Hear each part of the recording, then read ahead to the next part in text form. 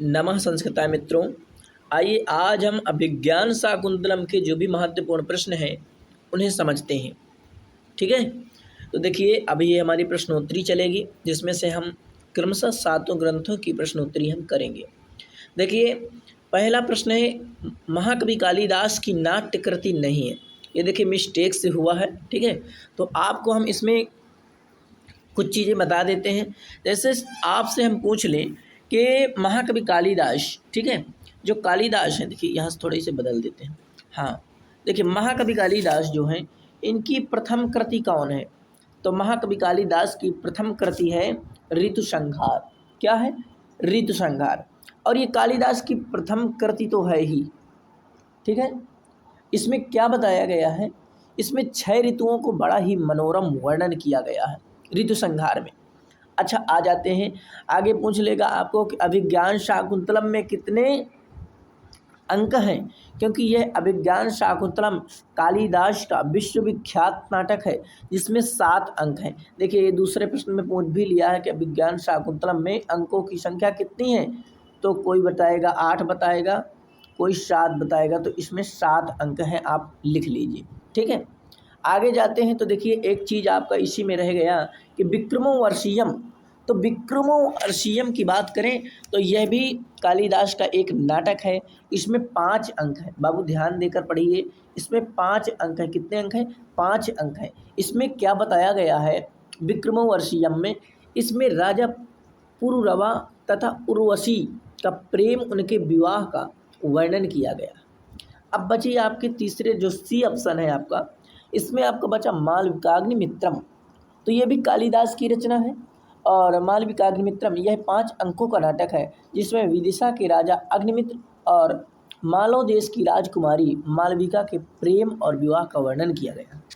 ठीक है, आगे जाते हैं। देखिए अब हम थोड़ा इधर आएंगे तो आप देखिए ये प्रश्न पूछा एक कि अभिज्ञान शाकुंतलम में, अभिज्ञान शाकुंतलम में अंकों की संख्या कितनी है? तो 7 अंक हैं। कितने अंक हैं? 7 अंक हैं। आगे जाते हैं। देखिए शाकुंतला का पालन पोषण हुआ था, तो शाकुंतला का पालन पोषण हुआ था कंड के आश्रम में। किसके आश्रम में? कंड के। और कंड को काश्यप भी कहते हैं। अच्छा, इसी से एक प्रश्न और बना लेते हैं। शाकुंतला को श्राप किसने दिया था? तो शाकुंतला को श्राप दुर्वासा ऋषि ने दिया था। किसने दिया था? दुर्वासा ऋषि। अच्छा, शाकुंतला के पिता कौन थे? तो शाकुंतला के पिता थे विश्वामित्र थे और मेनका इनकी माता थी। क्या था? मेनका इनकी माता थी। तो इसके वास्तविक जो जननी और जनक थे वो हो गए मेनका और विश्वामित्र। ठीक है, तो विश्वामित्र ये इसकी वास्तविक जनक और जननी थी। आ जाते हैं चौथे प्रश्न की ओर। देखिए अभिज्ञान शाकुंतलम में प्रधान गुण है, तो ये है आपका प्रसाद गुण है। ठीक है, आगे चले जाते हैं। देखिए वही प्रश्न जो मैंने अभी बताया वही प्रश्न आगे है ना। शाकुंतला को श्राप दिया था कंड ऋषि ने, विश्वामित्र ने, मारीच ने, दुर्वासा ने। तो मैं ये इसीलिए आपको चारों ऑप्शन बता देता हूँ ताकि आप आसानी पूर्वक समझ सकें। देखिए कंड तो उसके पालक पिता थे, विश्वामित्र उसके वास्तविक पिता थे और दुर्वासा जी ने श्राप दिया था। ठीक है, ये हुआ आपका। आगे चलते हैं। अभिज्ञान शाकुंतलम का नायक कौन है? तो नायक राजा दुष्यंत है। कौन है? दुष्यंत है। कंड उसके पालक पिता हैं, दुर्वासा उसे श्राप देने वाले हैं। ठीक है, आगे चलते हैं। शाकुंतला को विदाई के समय रेशमी वस्त्र कौन दिया था?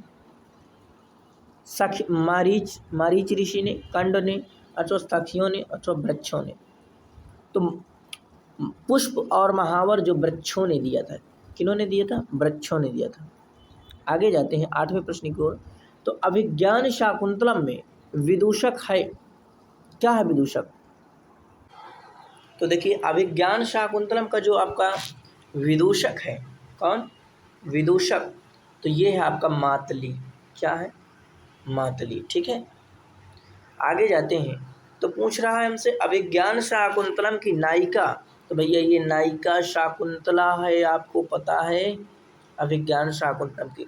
नायिका जो है शाकुंतला है। गौतमी वहीं आश्रम की एक अध्यक्षा है और प्रियंवदा और अनसुईया ये दोनों उसकी प्रिय सखी हैं। ठीक है, आप देखिए हम आपको थोड़ा ये बता देते हैं, भ्रमर से शाकुंतला की रक्षा कौन करता है? गौतमी करती है, अनसुईया करती है, दुष्यंत या कंड? ये उत्तर आप देना। तो देखिए ये राजा दुष्यंत करते हैं, उसी से प्रेम था। ठीक है, ये आप समझ गए। मृग का पीछा करते हुए राजा दुष्यंत किसके आश्रम में पहुंच गए? तो ये जो है आपके कंड के आश्रम में पहुंच गए, जहां प्रियंवदा और शाकुंतला नाम की, प्रियंवदा, अनसुईया और शाकुंतला नाम की 3 कन्याएं रही थी। वहीं शाकुंतला से प्रेम हो गया। विश्वामित्र इसके वास्तविक पिता हैं, आपको पता है, थोड़ा ध्यान देते रहना।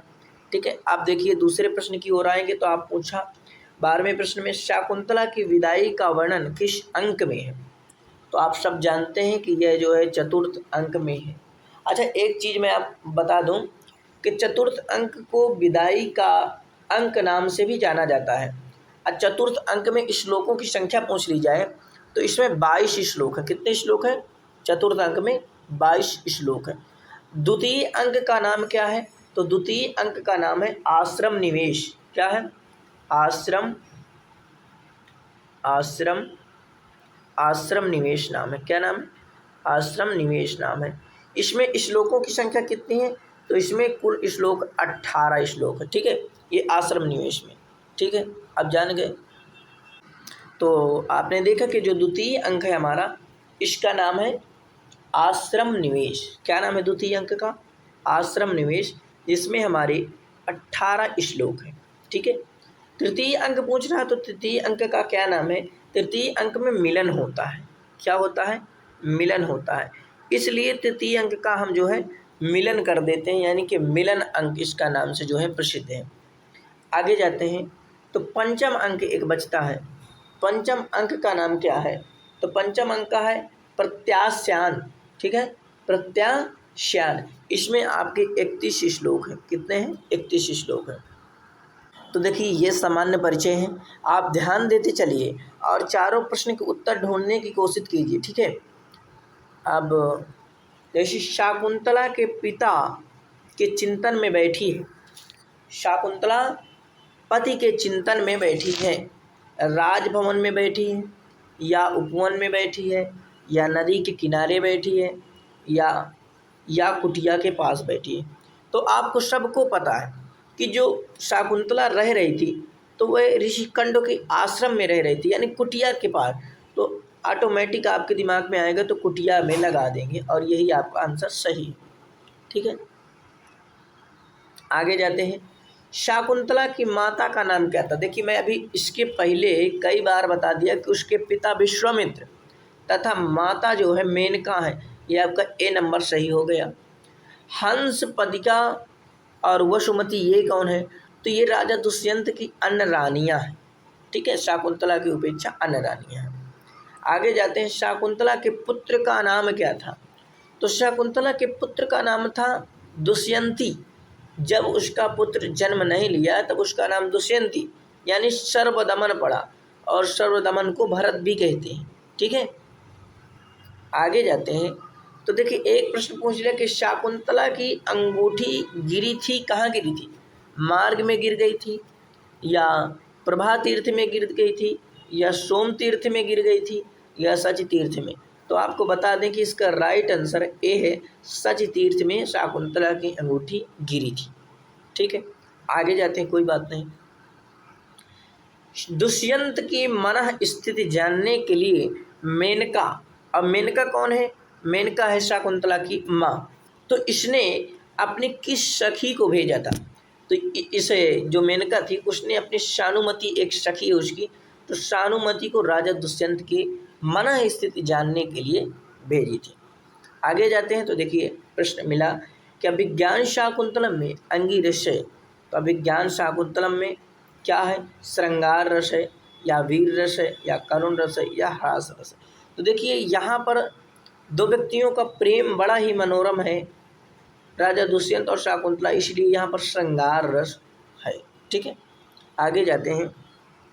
देखिए एक श्लोक दे दिया कि अर्थो ही कन्या पर की वो तामदिशं पेश परिगृहे तो जातो ममायं विसदा प्रकामं प्रत्यार्पितन्यांस इवांतिरात्मा। तो देखिए इस प्रश्न से मैं आगे आपको एक चीज़ बता देता हूँ कि आगे प्रश्न बनेंगे इससे, इस श्लोक से, कि कौन सा धन पराया होता है, तो आएगा कन्या धन पराया धन होता है। एक प्रश्न इससे बन सकता है कि इसमें कौन सा छंद है, कौन सा छंद है, तो आप बताएंगे कौन सा छंद है। इंद्र वज्रा छंद है। कौन सा है? इंद्र वज्रा छंद है। ठीक है, ये समझ लीजिए, इंद्र वज्रा छंद है। एक अर्थो ही कन्या पर की हो, किसने कहा?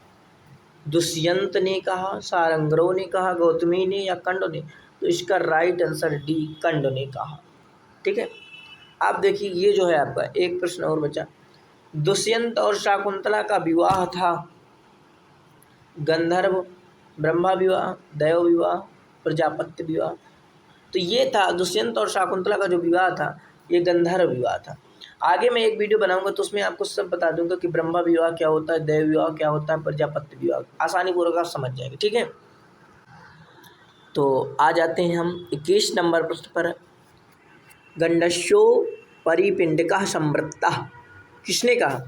तो भैया ये कहे हैं आपके विदूषक। कौन है? इसका राइट आंसर विदूषक। नाटक में जो बात सुनने योग्य न हो उसे क्या कहते हैं? तो नाटक में जो बात सुनने योग्य न हो उसे कहते हैं आत्मगतम। क्या कहते हैं? आत्मगतम। और नांदी किसे कहते हैं, ये आप बताइए। नेपथ्य किसे कहते हैं?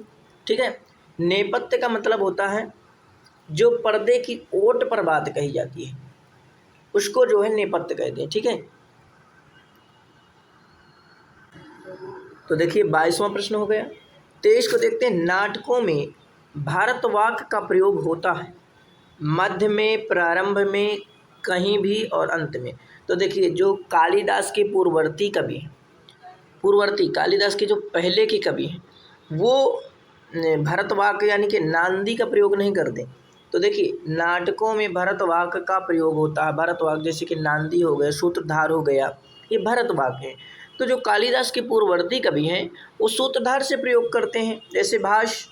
और जो कालिदास के परवर्ती कवि हैं वो जो है नांदी पाठ से प्रारंभ, नांदी पाठ के अंत में भरतवाक का प्रयोग। ठीक है, आइए देखते हैं।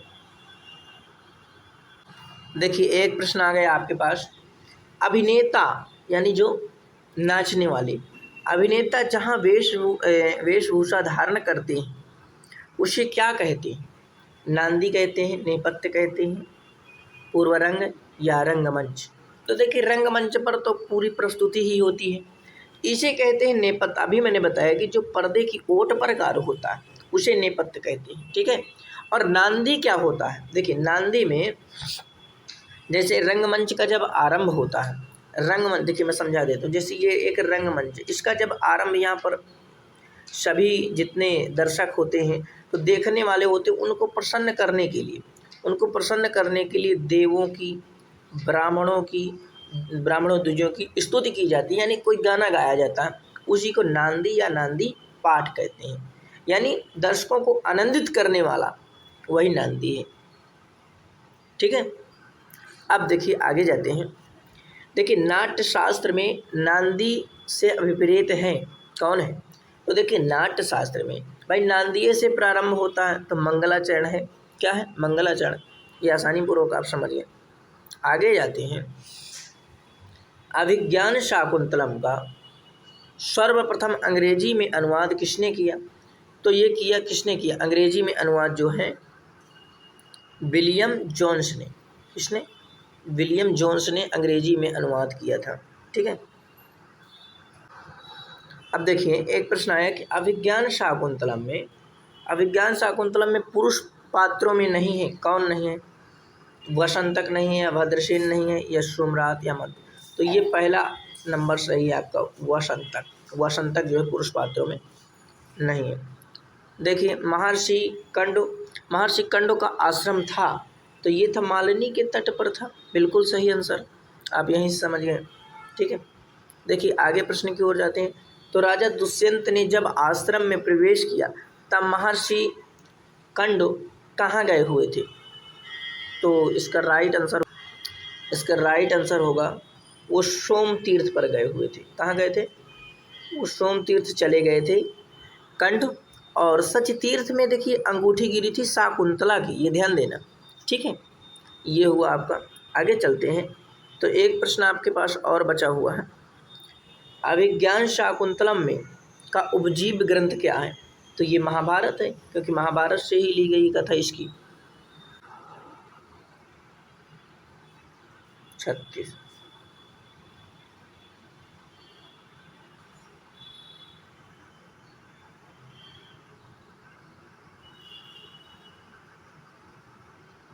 देखिए जो आपके समझ में ना आए उसे आप देख सकते हैं। ठीक है, तो अभिज्ञान शाकुंत ये है आपका शार्दूल। ठीक है, दुष्यंत की विशेष रुचि रही मृगया पर रही। किस पर रही? मृगया पर। भाई वही मृग का शिकार करना था राजा दुष्यंत को, तो इसे मृगया पर था। ठीक है, अनुसुईया की सखी थी, तो अनुसुईया की सखी कौन थी? उर्मिला थी या सीता थी? तो देखिए उर्मिला सीता का तो नाम है, तो अनुसुईया की सखी जो है शाकुंतला थी। कौन थी? शाकुंतला थी। आगे जाते हैं। देखिए अभिज्ञान शाकुंतलम में सर्वाधिक प्रयुक्त छंद है, तो कौन सा छंद सबसे ज़्यादा प्रयुक्त हुआ? आर्या छंद का सबसे ज़्यादा। कंड थे, एक तपस्वी थे। तो देखिए ये आपके 40 प्रश्न हो गए, और 40 प्रश्न करेंगे तो काफ़ी हमें धीरे धीरे जो है हमें जानकारी संपूर्ण अभिज्ञान शाकुंतलम की हो जाएगी। और चतुर्थ अंक भी हमारा जल्दी स्टार्ट होने वाला है। सभी आपको प्रश्न उत्तर करा देते हैं, और यही आसानी पूर्वक आप समझते हैं। आपको मैं प्रश्न प्रकट दिखा रहा था कैसे प्रश्न पूछे जाते हैं। नमः संस्कृताय मित्रों, और ज़्यादा से ज़्यादा संस्कृत का आप प्रचार कीजिए, प्रसार कीजिए, संस्कृत को फैलाइए। नमः संस्कृत।